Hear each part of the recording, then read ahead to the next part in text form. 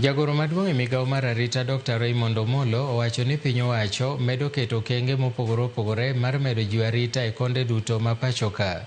Omollo mane wuoyo odiechieng' manyoro e kinde mar ik mar Susilia Omamba kod Mike Omamba e sub-county ma Oriri owacho ni piny owacho oseketo omenda mar medo nyiewo masinde mopogore opogore ne obila.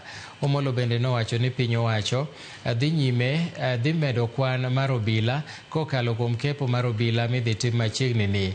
Nojiwo jotend arita kwe e Kenya mangima mondo ti machiegni kod jopiny mar jiwo weche mag arita kwe e konde duto ma Kenya.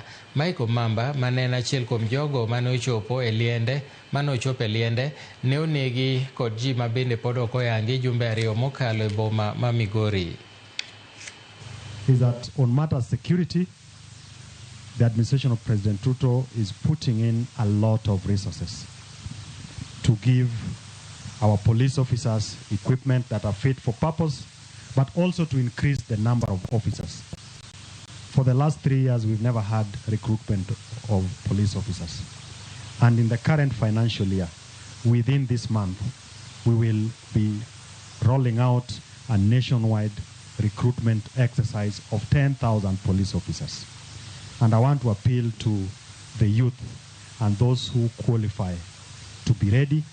Make sure you have certificate of good conduct, and we will go through that competitive process so that we get officers who will be able to serve this nation in whichever part of the country that they'll find themselves in.